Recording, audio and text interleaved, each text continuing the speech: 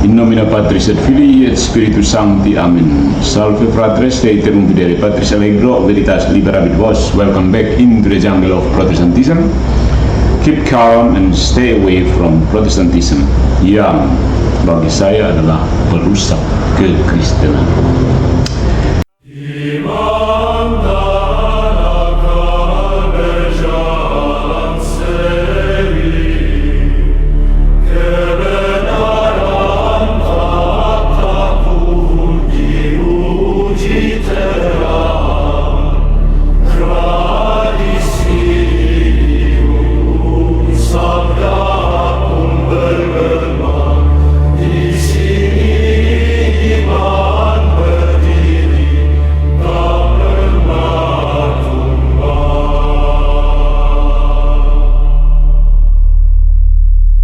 Katekese kita kali ini adalah masih tentang seputar fondasi apologetika, poin yang ke-11.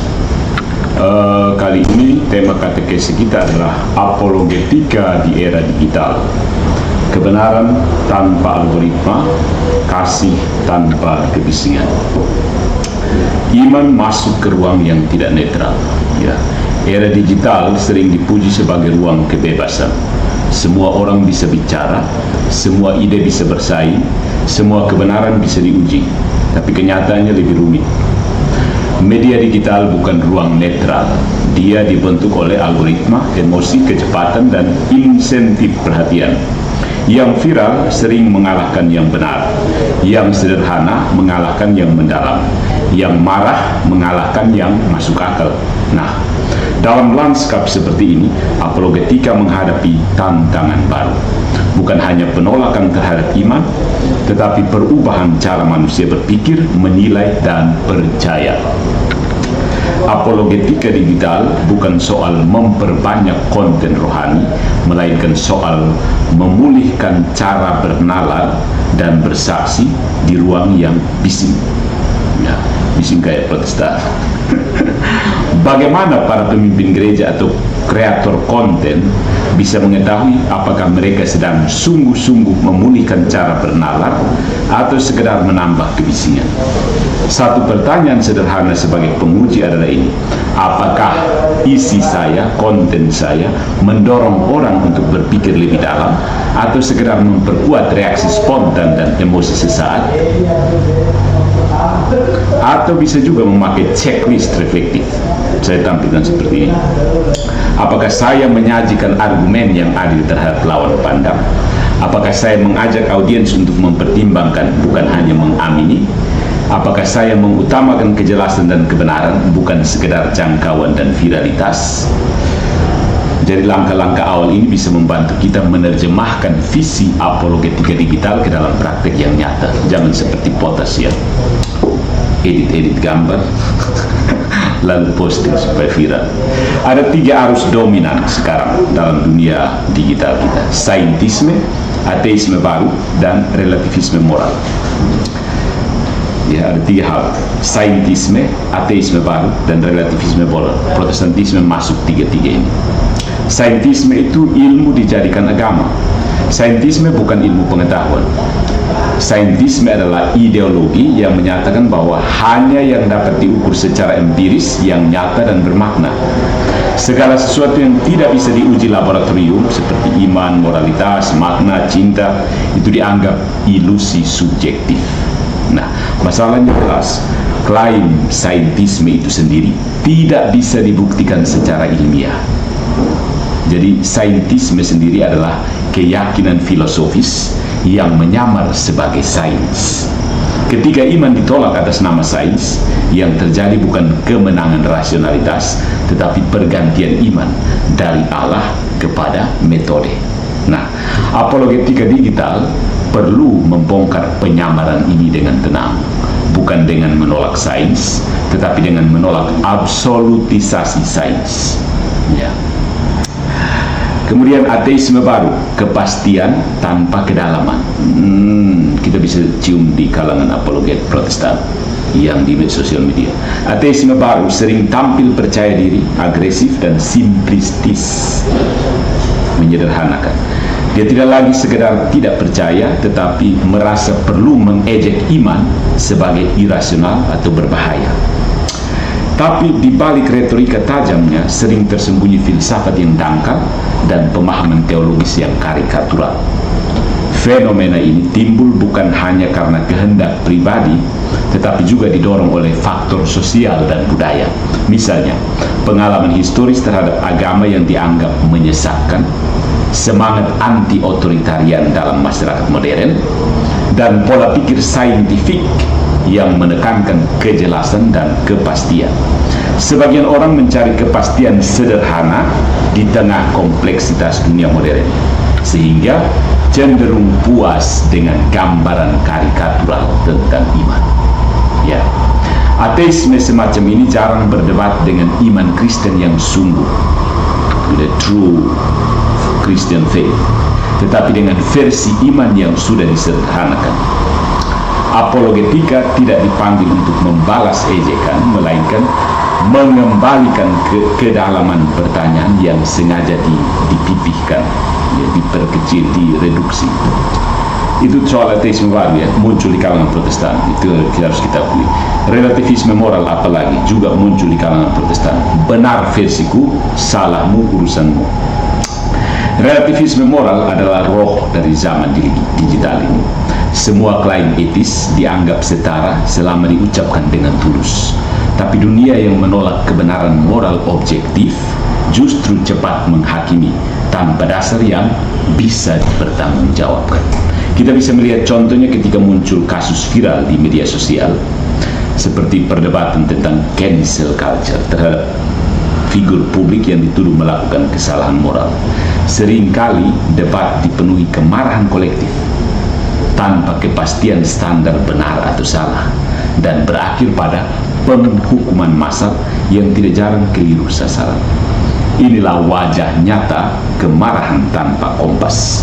Ketika segala sesuatu menjadi relatif, masyarakat kehilangan pijakan untuk menakar keadilan dan kasih secara bertanggung jawab. Relativisme seperti ini tidak membebaskan, dia melumpuhkan. Tanpa kebenaran moral, kritik terhadap ketidakadilan berubah menjadi kemarahan tanpa kompas. Ya, apologetika perlu menunjukkan bahwa tanpa kebenaran, kasih kehilangan arah. Ya. Nah, mari kita lihat soal media sosial dan hoax iman, ya, ketika teologi diproduksi oleh algoritma.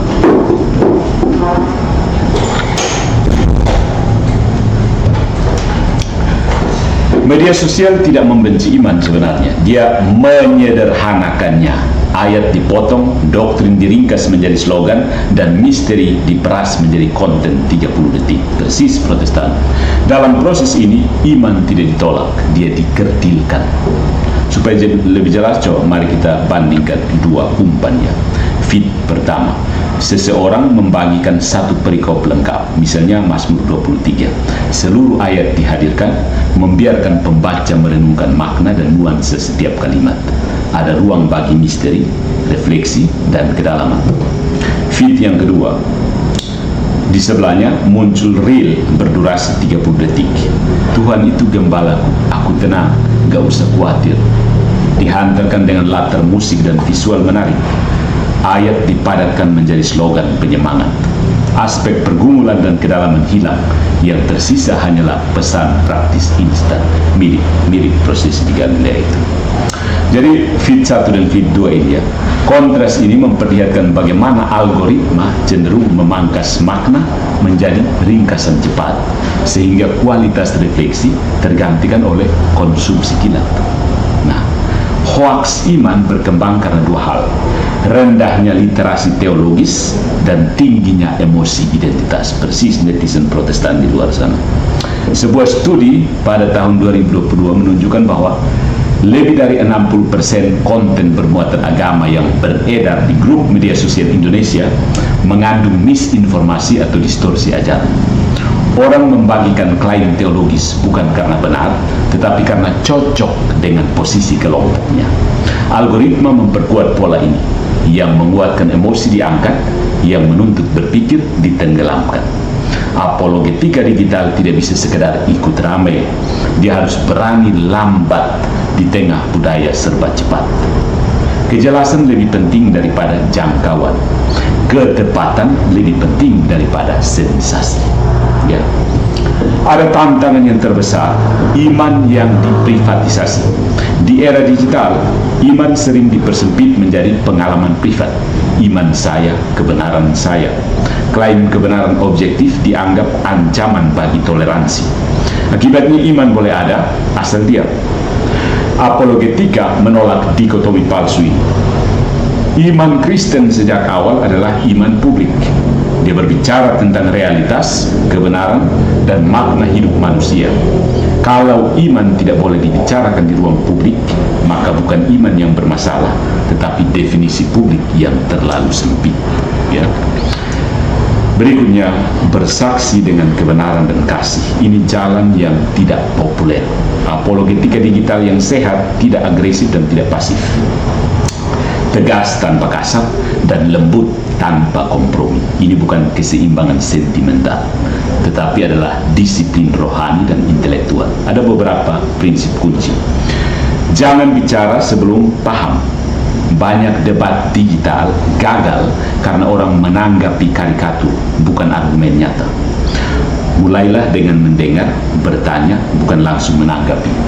Salah satu pertanyaan yang bisa digunakan untuk mempraktikkan empati adalah, bisakah Anda ceritakan lebih jauh? Apa pengalaman atau pemikiran yang membentuk pandangan Anda tentang hal ini? Potas biasanya melarikan diri dari pertanyaan ini. Kamu dari tradisi denom apa? Tidak, kami dari Alkitab saja. Bahaya. Dengan pertanyaan terbuka seperti ini, kita memberi ruang bagi lawan bicara untuk mengungkapkan alasan mereka secara utuh, sehingga dialog menjadi lebih saling menghargai. Sayang sekali, Potas sering melarikan diri. Kamu denom apa? Tidak, saya Alkitab saja. Bahaya. Bedakan orang dengan gagasan atau ide. Ide bisa dikritik keras, sangat keras bahkan. Orangnya tetap dihormati. Cie-cie. Potas kau dihargai, tapi ide kau dipantai sampai ke ini. Dipantai tidak ampun, tidak kenal ampun. Jangan mengejar kemenangan algoritmik. Iman tidak diukur dari likes, tetapi dari kesetiaan pada kebenaran. Ukuran keberhasilan sejati itu ketika ada kehidupan yang diubahkan, pengakuan jujur dalam kelompok kecil, atau munculnya kesaksian pribadi tentang pertumbuhan iman. Bukan sekedar statistik digital. Misalnya sebuah diskusi kecil yang mendorong seseorang lebih mengenal Kristus jauh lebih berarti daripada ribuan likes tanpa perubahan hati. Berani berkata, I don't know, saya tidak tahu. Kerendahan hati intelektual sering lebih meyakinkan daripada jawaban cepat yang riuh. Kasih tanpa kebenaran menjadi sentimental. Kebenaran tanpa kasih menjadi brutal. Iman Kristen menolak keduanya. Nah, apologetika sebagai kesaksian, bukan pertunjukan. Di dunia digital, godaan terbesar adalah menjadikan apologetika sebagai performa, tajam, viral, dan memuaskan kelompok sendiri. Tapi kesaksian Kristen bukan soal memenangkan komentar, tetapi mengarahkan orang pada kebenaran yang membebaskan. Apologetika yang matang tahu kapan berbicara dan kapan diam. Dia tahu bahwa tidak semua forum layak untuk diskusi mendalam. Dia memilih pertempuran dengan bijaksana, bukan karena takut, tapi karena bertanggung jawab. Jadi, saudara-saudaraku, tetap setia di dunia yang berisik. Ya. Apologetika di era digital tidak membutuhkan iman yang lebih keras, tetapi iman yang lebih jernih. Bukan lebih emosional, tetapi lebih berakar. Bukan lebih reaktif, tetapi lebih reflektif. Di atas landasan refleksi dan kejernihan inilah kita bisa membayangkan ruang digital yang ditebus, saved.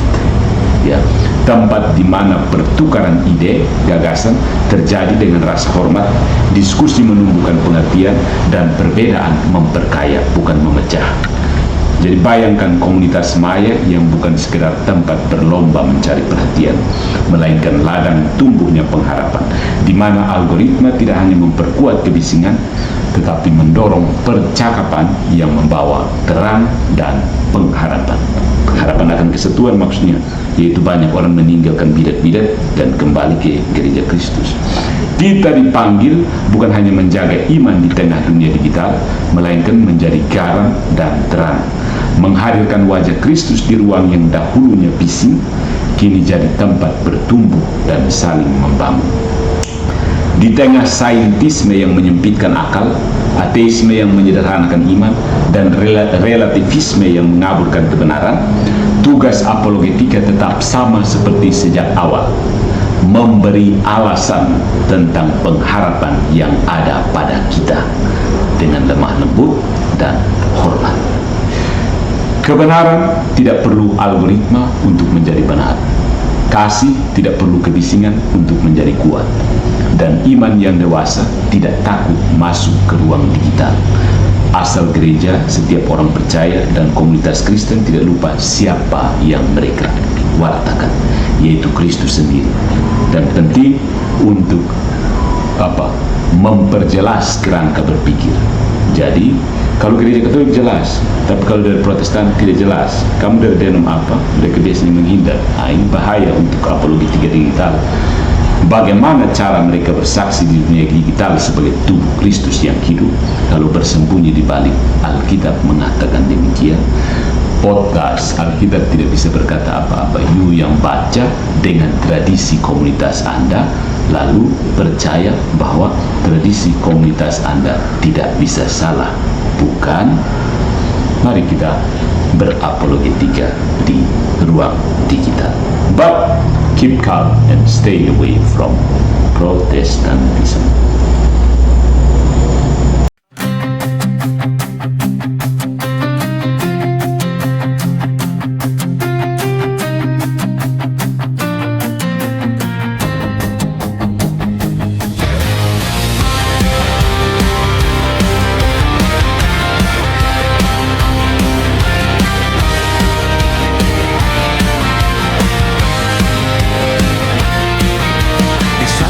Jalan yang sama, papan gereja berjajar panjang, nama baru setiap minggu, seperti toko yang baru datang. Yang satu berkata kami paling murni, yang lain bilang kami paling benar. Semua membawa ayat yang sama, namun